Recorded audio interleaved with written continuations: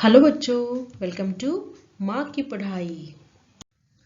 आज हम क्लास 6 हिंदी व्याकरण में शब्द विचार में एकार्थक शब्द के बारे में पढ़ेंगे और उसका अभ्यास कार्य करेंगे। अभ्यास कार्य नंबर 15।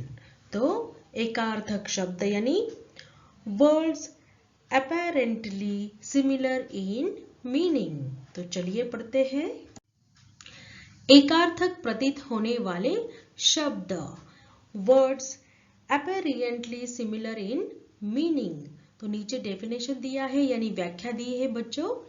कुछ शब्दों के अर्थ एक जैसे प्रतीत होते हैं परंतु वास्तव में उनके अर्थ भिन्न होते हैं।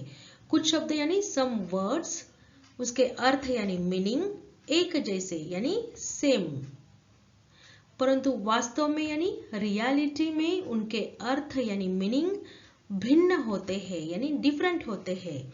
Some words seems to have similar meaning but in reality they have different meaning. Okay, तो चलिए नीचे कुछ शब्द दिए हैं और उनके अर्थ दिए हैं। तो कुछ शब्द ऐसे हैं जिन दोनों के मीनिंग सेम लगते हैं लेकिन उनकी जो रियलिटी में उनके जो मीनिंग्स है, अर्थ है, वह अलग अलग होते हैं। तो चलिए पहला शब्द देखते हैं।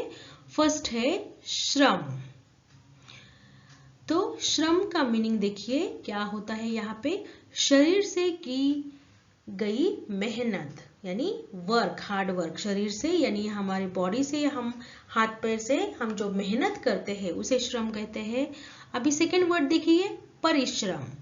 अभी श्रम और परिश्रम, इनका दोनों का भी मीनिंग सेम ही हमें लगता है पर उनका मीनिंग जो है भिन्न है, अलग अलग उसका मीनिंग है, डिफरेंट है उनके मीनिंग में।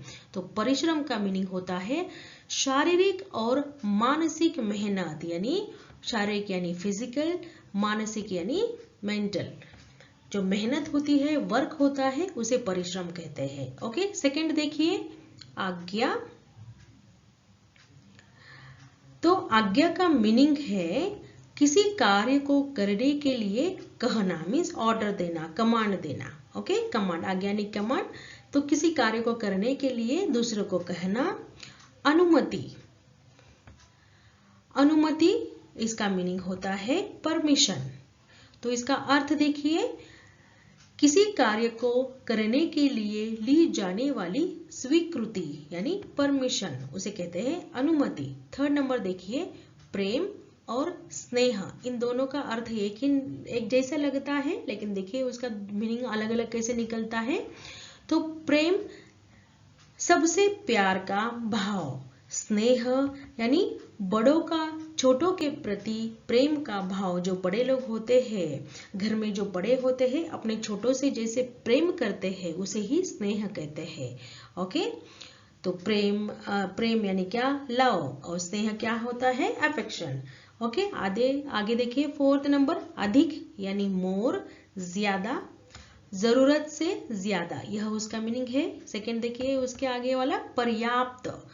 तो पर्याप्त भी अधिक होता है। तो पर्याप्त का मीनिंग क्या निकलता है बच्चों, देखिए पर्याप्त यानी जितना चाहिए उतना ही, पर्याप्त यानी इनफ, जितना चाहिए उतना ही। ओके, फिफ्थ देखिए गर्व।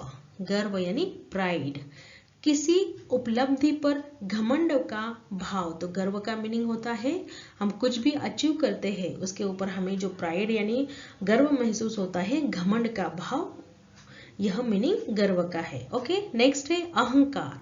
अहंकार यानी ईगो, अपने कार्यों, धन संपत्ति यानी वेल्थ, रूप यानी ब्यूटी, सौंदर्य, विद्वत्ता, हमारी जो बुद्धि है, विद्वत्ता है, आदि पर घमंड करना यानी ईगो करना, उसे कहते हैं अहंकार।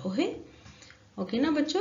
नेक्स्ट है आदर। आदर यानी रिस्पेक्ट, बड़ों के प्रति सम्मान का भाव। श्रद्धा, श्रद्धा का मीनिंग होता है किसी के श्रेष्ठ कार्यों के लिए दूसरों से सम्मान का भाव। ओके, नेक्स्ट है सेवंथ नंबर का देखिए अनुरोध। अनुरोध यानी रिक्वेस्ट करना। अनुरोध का मीनिंग क्या होता है, रिक्वेस्ट। तो क्या होता है अनुरोध, देखिए किसी कार्य के लिए किसी से किया जाता है यानी रिक्वेस्ट की जाती है कोई भी कार्य करने के लिए। प्रार्थना, यानी प्रेयर ईश्वर या बड़ों से की जाती है। तो प्रार्थना किससे करते हैं हम? ईश्वर या बड़े लोगों से करते हैं। ओके, चलिए नेक्स्ट देखते हैं। तो नेक्स्ट हमारा है अभ्यास कार्य 15, यहाँ से शुरू हो जाता है बच्चों। तो देखिए फर्स्ट देखिए, ठीक वाक्यों के आगे सही चिन्ह लगाइए। आपको सही चिन्ह इधर ब्रैकेट में लगाना है। ओके, फर्स्ट देखिए, अभिजीत छोटी बहन का आदर करता है। तो देखिए अभिजीत छोटी बहन यानी अभिजीत बड़ा भाई है और उसकी बहन छोटी है। तो अभी हमने पढ़ा है कि बड़े लोग छोटों का क्या करते हैं? आदर करते हैं या स्नेह करते हैं बच्चों? तो बड़े छोटों से स्नेह करते हैं। तो यह सेंटेंस क्या हो गया? रॉन्ग हो गया। ओके, तो ये इसको यहाँ पे रॉन्ग दीजिए। नेक्स्ट है अभिजीत छोटी बहन से स्नेह करता है। तो यस, दिस इज राइट, क्योंकि अभिजीत बड़ा भाई है और छोटों से हम लोग क्या करते हैं? स्नेह करते हैं। नेक्स्ट है आशा है विन्नी उत्तीर्ण हो जाएगी। उत्तीर्ण यानी पास हो जाएगी, ऐसी आशा है। आशा यानी विश करना। तो यस, यह भी राइट सेंटेंस है। नेक्स्ट देखिए, देश की सेवा करना हमारा कर्तव्य है। देश की सेवा करना हमारा सच में कर्तव्य है, यह भी राइट सेंटेंस है। हमें देश की सेवा करने की आशा है। तो यह रॉन्ग सेंटेंस है बच्चों, सही नहीं है। चलिए नेक्स्ट देखते हैं, हमें दिन दुखियों पर कृपा करनी चाहिए। तो यह यहाँ पे कृपा नहीं होना चाहिए बच्चों, हमें दिन दुखियों की मदद करनी चाहिए। मेरे ख्याल से यहाँ पे मदद आना चाहिए, तो यह मेरे लिए रॉन्ग सेंटेंस हो गया। तो हमें दिन दुखियों की मदद करनी चाहिए। ओके, नेक्स्ट देखिए, मेरे पुत्र की आयु 5 वर्ष है।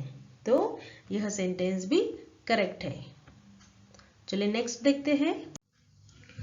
अभ्यास कार्य में ख नंबर देखिए, वाक्य बनाकर अंतर स्पष्ट कीजिए। तो आपको नीचे कुछ शब्द दिए हैं, आपको वाक्य बनाने हैं और अंतर बताना है। तो फर्स्ट देखिए, आदर, आदर यानी रिस्पेक्ट। मैं माता पिता का आदर करता हूँ, यानी माता पिता का रिस्पेक्ट करता हूँ। तो आदर का मीनिंग होता है कि बड़ों के प्रति सम्मान का भाव। नेक्स्ट है श्रद्धा, मेरी भगवान के ऊपर श्रद्धा है। श्रद्धा यानी किसी बड़ों को सम्मान का भाव देना या बड़ों का किसी के श्रेष्ठ कार्यों के लिए दूसरों से सम्मान का भाव, उसे ही श्रद्धा कहते हैं। नेक्स्ट देखिए, प्रेम, प्रेम यानी क्या होता है? लव। राधा और कृष्ण का प्रेम अमर है। स्नेह देखिए, स्नेह जो बड़े छोटों के साथ करते हैं, यानी बड़ों के मन में जो छोटों के प्रति उनके मन में जो प्यार होता है छोटों के लिए, उसे ही स्नेह कहते हैं। तो चाचा नेहरू को बच्चों से बहुत स्नेह था, यानी प्यार था। ओके, नेक्स्ट देखिए, अस्त्र, अस्त्र और शस्त्र में एक अंतर देखिए बच्चों, यहाँ पे दिया है अस्त्र। कई देशों ने परमाणु अस्त्र तैयार किए हैं। तो अस्त्र क्या होते हैं? जो दूर से फेंके जाते हैं, जिसको हाथ में पकड़ के लड़ाई नहीं की जा सकती, वॉर हाथ में पकड़ के नहीं की जा सकती, ऐसे जो वेपन्स होते हैं उसको अस्त्र कहते हैं। अभी शस्त्र देखिए, शस्त्र क्या होते हैं? शस्त्र हम हाथ में पकड़ते हैं, जैसे गन हो गई, बंदूक हो गई, तलवार हो गई, यह सारे शस्त्र है जिसको हाथ में पकड़ के लड़ाई की जाती है। ओके, और अस्त्र होते हैं जिसको फेंकते हैं, फेंका जाता है, जैसे भाला फेंकते हैं हम। ओके, बॉम्ब फेंकते हैं। तो फेंकने वाले जो वेपन्स होते हैं जो, उसे ही अस्त्र कहा जाता है। ओके, तो शस्त्र सेंटेंस देखिए, तलवार एक शस्त्र है जिसके हाथ में पकड़ के हम लड़ाई करते हैं, दूसरों के साथ लड़ते हैं, शस्त्र हाथ में पकड़कर। ओके, नेक्स्ट देखिए, नेक्स्ट है कार्य, कोई भी कार्य सही वक्त पर करना चाहिए। कार्य यानी कोई भी काम। नेक्स्ट देखिए, कर्तव्य, देश की सेवा करना हमारा कर्तव्य है। कर्तव्य यानी ड्यूटी है। आगे देखिए, छाया। राज दरबार में सन्नाटा छाया हुआ था। तो यहाँ पे छाया यानी शांति, सन्नाटा, चारों ओर सन्नाटा, सारे चुपचाप थे सारे, और शांति छाई हुई थी। ओके, परछाई, परछाई यानी शैडो। बच्चा अपनी परछाई को देखकर डर गया। ओके, नेक्स्ट है पत्नी यानी वाइफ। श्री राम की पत्नी सीता थी। नेक्स्ट है स्त्री यानी वुमन। एक स्त्री सारे घर को संभाल कर रखती है। एक स्त्री क्या करती है? सारे घर को पूरी तरह से संभाल कर रखती है। तो चलिए बच्चों, इसी तरह से हमने एकार्थक प्रतीत होने वाले शब्दों का स्टडी किया है और उसका अभ्यास कार्य भी कंप्लीट कर लिया है। आई होप आपको समझ में आया होगा। चलिए, अगर आपको वीडियो पसंद आया हो तो प्लीज़ एक लाइक कीजिएगा, शेयर कीजिएगा और मेरे चैनल को सब्सक्राइब ज़रूर कीजिएगा। Thank you.